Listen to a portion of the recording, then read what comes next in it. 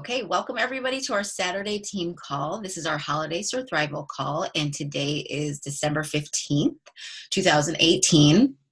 And we're going to talk today about two things. We're going to talk about how being a customer slash challenger and coach are essentially the same thing with just a few different things. And the reason we're going to talk about that is because one of the biggest ways for you to stay on this journey and keep the results that you accomplish is to coach. And for some of you, that might sound scary, like, oh my gosh, I don't want to coach. I would never want to coach. I have no desire to do that.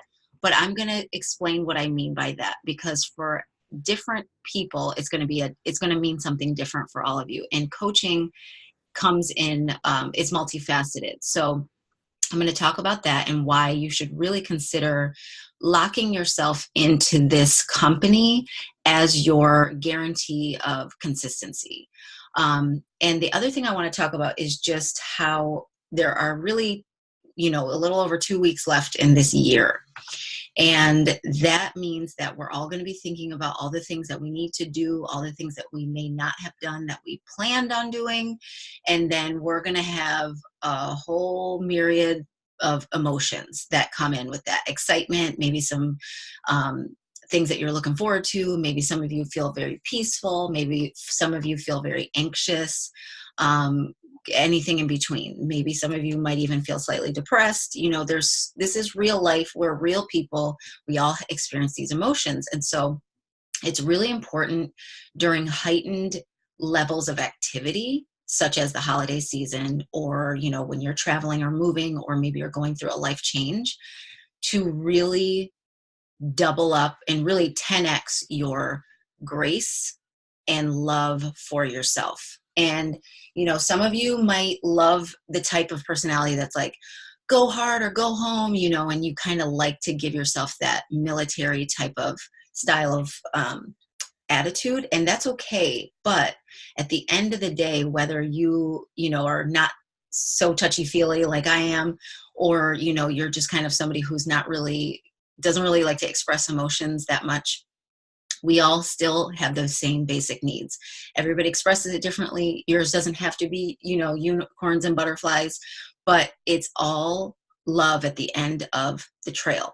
So whether you're hardcore or whether you're not, it is something that you need. You need to learn how to have forgiveness for yourself, and you need to learn how to have grace and just love for yourself. So during the holiday season in our group, that is very important. So basically, I'm going to start talking about that first. What that looks like for me is looking at my calendar. I get extremely overwhelmed because I've got a lot of things going on with my business. I've got a lot of things going on with my personal life and with my family life.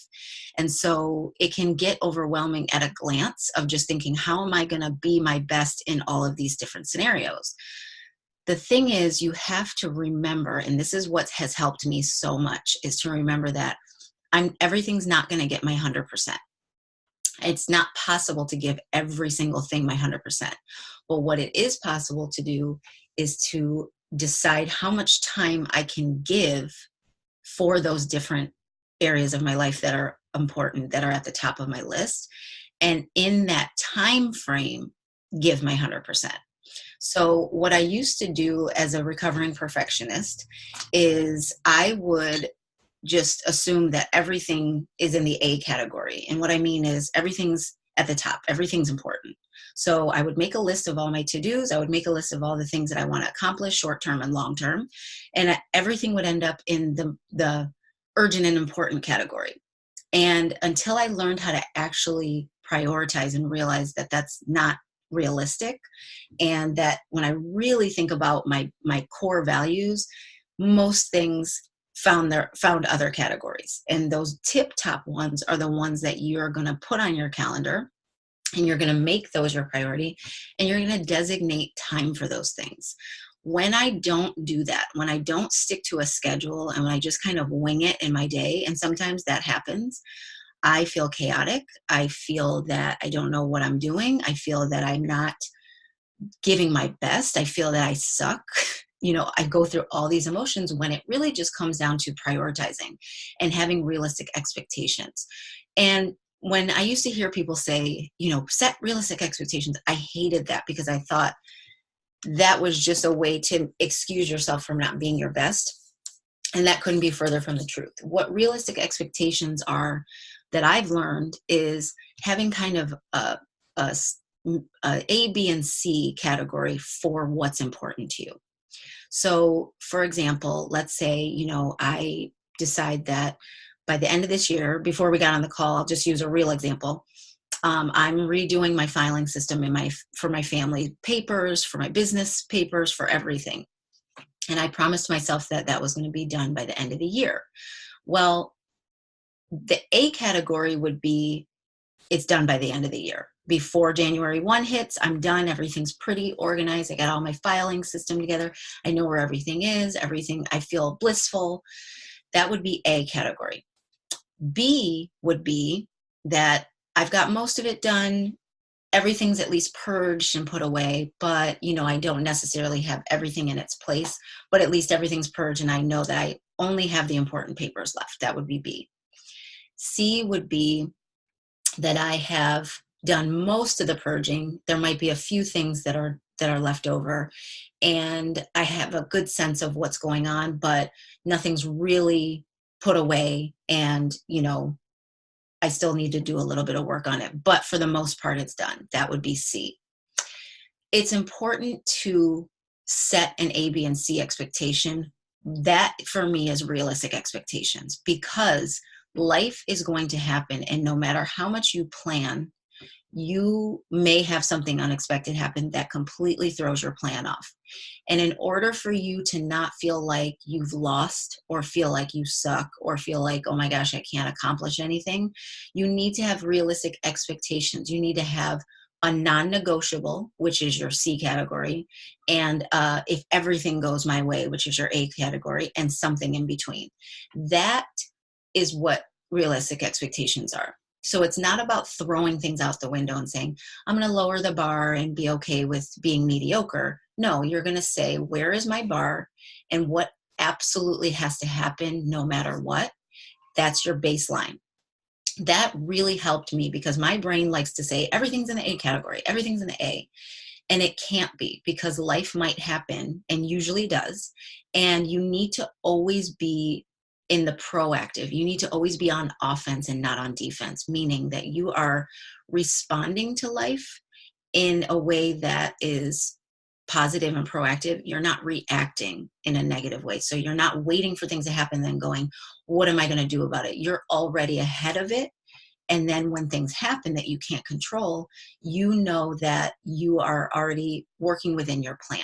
That's really how you stay in the mind frame of feeling positive about yourself and feeling that you're on top of things, because we all know, we could probably all get on and give different examples of how life is happening. You think, man, I was doing so well and I was doing so great, and then I just felt really bummed one day, and it could be something big happen, or something, just your mood changed. Maybe you have a hormonal change. There's all kinds of stuff, especially as women, that we experience that throws us off our game. And when we have that baseline to go back to and just look at it and say, okay, what are my bare minimums that will still keep me in the winning category in my mind? Because remember, you are the only person that can decide and define what success is for you. So you decide where your levels of success are and what has to happen for you, and you make that your priority and fit it into your calendar. So that, I hope, is really helpful for you, because when I learned that tool, it was so helpful for me to get out of my head and be realistic about what I can accomplish and what's going to keep me in my mind as a winner and not feeling like a loser, so to speak. The other thing I wanted to talk about, well, first let me pause and see if anybody, Tina, do you want to add anything? Do you have any questions? Tina's on the call. Hi. No questions. I just love it. As you know, we spoke earlier in our coaching meeting, and that's exactly what I had to do on Monday. Was just I was probably at the C, and just kind of cruising a little bit, and then started back up the next day strong. So yeah, I think it's okay to not be so hard on ourselves. Absolutely. I love that. And that's exactly a perfect example, because when you give yourself those little wins and you just say, you know what, things aren't in the A, but I've gotten these minimal things that are important to me to get done. And I've given myself that self-care, or whatever your baseline is, you end the day feeling positive instead of feeling defeated. And that's really the end goal, is to always feel that you are winning, because when you feel that way, you're encouraged and you're able to lift your head up out of whatever funk you might be going through that day, that week, that month, or whatever time frame. You're able to lift yourself up out of that. And when you constantly feel beaten down, like it's not enough, I'm not enough, I didn't do enough, I fell short, I didn't accomplish, your mind starts to tell you that you can't. And so you start to believe that, because you're the voice that you hear most. And whatever that voice is saying to you, that's what you're going to believe. And so if it's telling you, oh, not enough, oh, didn't do that, you did this, but not enough of this, you fell short in this way, eventually you're going to feel defeated, and you're going to try less and less, and you're going to feel unmotivated. And I think a lot of the lack of motivation comes from fear. I really believe that it comes from the fear of not being enough, not having enough, not being able to accomplish enough. And that's all just in your head.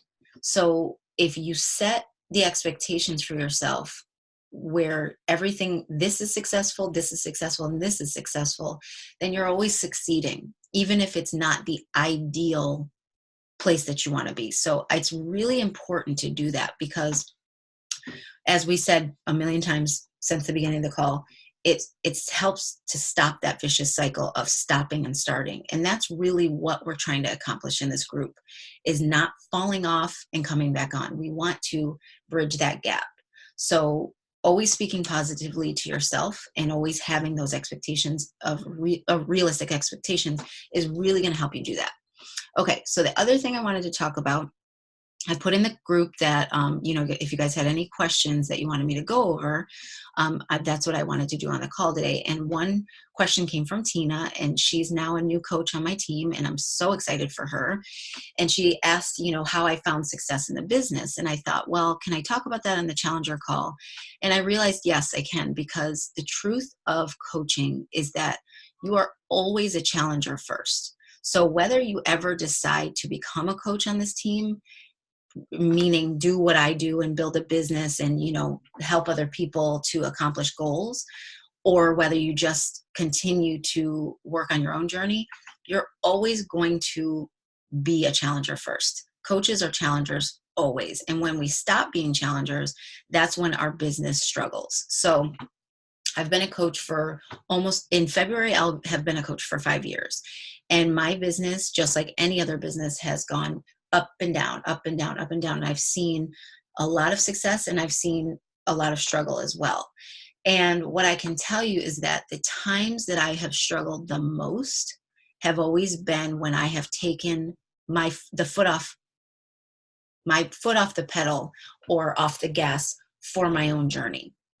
And what I mean is, for some of you who don't know me, I am a recovering codependent. I am a recovering perfectionist. I am somebody who works through anxiety. I'm somebody who works through bouts of depression. And I have always put other people first. Now, part of that works very well for my business, because I know how to help other people and I know how to make their agenda important to me. The part where I have to work really hard on myself is to not abandon what I need and replace it with what others need. That's always been a struggle of mine. And that's something that I've gone to counseling for. That's something I've gone to recovery meetings for. That's something I've worked really hard on recovering from. And so when you coach, when you are taking your eye off your journey, your business struggles. You struggle to connect with people. You struggle to have people want to work with you. You struggle with every other thing. And it makes total sense, because you create the environment around you. So whatever is going on with you impacts everything else that's around you. It makes common sense, right? So as a coach, if I'm struggling, and it's not that you, as a coach, you can't go through struggles, that, please don't hear me wrong. What I'm saying is that while you're struggling, if you stop working through those struggles and you just kind of ignore it, put it on the shelf and say, okay, let me focus on helping people. Let me focus on my business. Let me focus on this. That only works for a very short time. And then you come to a screeching halt, because you are always a challenger first. You will always need, whether you do coaching business, whether you're in a completely different business, whether you're an employee or, a stay-home parent, whatever your journey is, you are always going to have to take care of yourself. The moment that you stop is when everybody else and everything else around you starts to suffer. So I learned that through my coaching journey. I learned that through my marriage. I've learned that in a lot of ways. So how this applies to you as a challenger is, this is why we have this group, and this is why this group is an ongoing group, because you have to have a place where that's steady for you to plug into, because you always are going to have to work on yourself. The moment you stop working on yourself, I'm sure you could give me your own examples in relationships where you took your eye off what you liked and what you wanted. And this happens in marriages all the time. You get so caught up in the marriage itself or the relationship itself and wanting it to work that you lose yourself in that relationship. And you start to only think about, what does that other person want? How can I make them happy? How can I make this relationship thrive and make it better? And all of a sudden you lose yourself. You start forgetting what you even like. You just kind of go with the flow of whatever that person wants. Maybe that doesn't resonate with you, but that's definitely something that I've done in my life in relationships, and I've done it in my coaching business. And what happens is you completely have to start over. You don't really start over. You pick up where you left off, but you have to remember yourself. So if I can give you any advice as a challenger, whether you become a coach or not, it's to always remember that it's your journey first. So when I said in the beginning of the call about different levels of coaching and how that applies to you as a challenger, I'm a certified personal trainer. I'm very self-motivated. I'm somebody who never really thought I needed what we do now as a group of challengers and coaches. But what I realized is that life hadn't happened to me yet. That's really what it came down to. I was able to kind of push through because I really hadn't had enough adversity to knock me down and realize my need for community, my need for support. So when that time came, I had it through this opportunity. But what kept me consistent is this coaching platform, being a coach and knowing that I have a place to plug into with challengers. Me running groups and knowing that people are counting on me to be there has kept me consistent, has kept me pushing through the pain of wanting to quit and wanting to quit on myself, because I have other people to show up for and I have something bigger than myself to focus on. So I'm always first, but having that, it can't just stop with you. So it's multifaceted. It's you, but it has to be about something that's bigger than you that you're plugging into. And so as a challenger, me wanting to stay consistent was always a struggle. Even as a personal trainer, I was always self-motivated, but life would happen and I didn't know my need for support and I would quit. I would just stop showing up, stop going to the gym, kind of hide from life. And then all of a sudden, when I was able to compose myself and get myself back together, I would show up again. Coaching has completely stopped that cycle for me. I have still struggled. I still go through struggles emotionally, physically, mentally, but now I don't hide from my life anymore. I work through that pain. I lean into the group. I push forward and I stay consistent. And my weight has gone up and down since having babies and, just different times of struggle in my personal life, but I never quit. And in the past, I always quit. So when you think about coaching, it doesn't have to be necessarily that you want to build a business and, build this, income and do all these things. It really needs to be the baseline of you wanting to never have to get back on the wagon. Falling off the wagon becomes a thing of the past when you coach. And it doesn't have to be, like I said, the level of coaching that I do.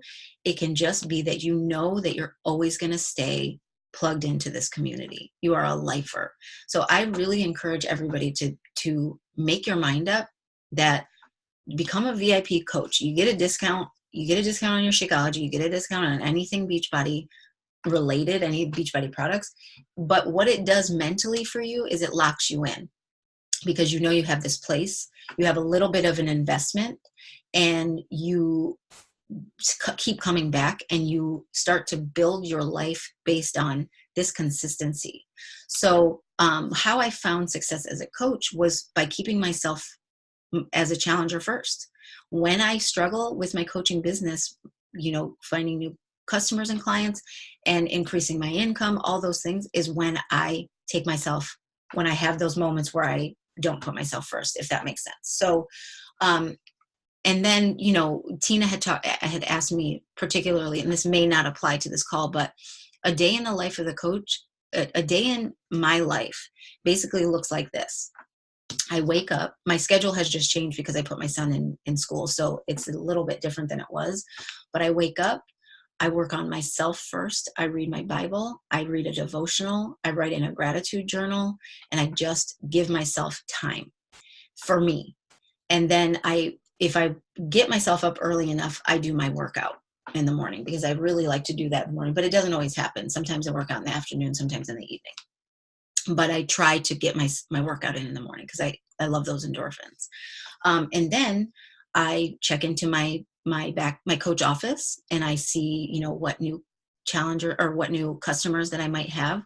That's a non-call thing. That's more of a coaching thing where you can earn customers and different things can happen. But I check to see if there's new people in my business, see how my coaches are doing, see if anybody is, needing my help, so to speak. And then I set business hours for my day. So I don't work all day.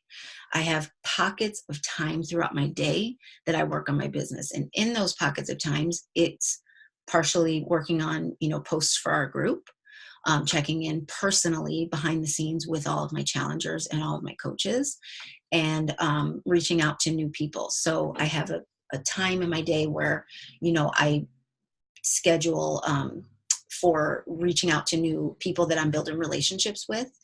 And I have a time for, when I post. Sometimes I post on the fly, just if I'm doing Insta stories and stuff like that. But I'm really not doing anything different than you're probably doing in your life. It's just more intentional. And so, and the other part is the tracking of it. It's knowing what you're doing and setting goals and different things.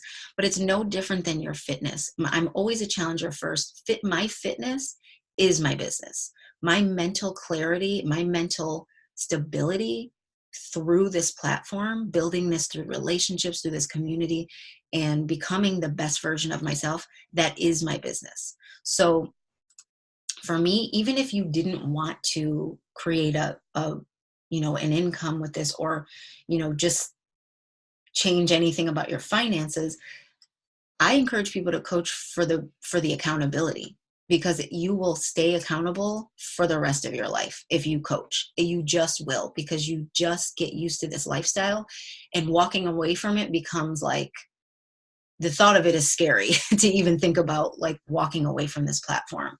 And then, like I said, I work through pockets of my day. So in the evening, usually from about 4 p.m. my time till about 9 p.m., I try really hard to keep my phone put away. I check it sometimes when my kids aren't really paying attention to me, just because it's very hard to turn my brain off of who needs me and what's going on with my business. But for the most part, I make myself unavailable. And then when my kids are in bed, I give myself about another hour to just check in, or maybe just zone out and see what other, inspiration I can find for my social media building and all that stuff. And then I just do it again. So every day doesn't look the same, because my schedule isn't the same every day with my children, but I work in pockets of time. So you can work this business 1 hour, you can work it 6 hours. It just depends on what your life looks like. So, Tina, I hope that's helpful. And we can go in depth on our coach call about, how to schedule, make business hours and what those should look like and what to do in that time frame and all that stuff. But yeah, bottom line is, as a challenger, you are always first. When you keep yourself consistent, and it doesn't have to be an hour a day, it can be 30 minutes a day.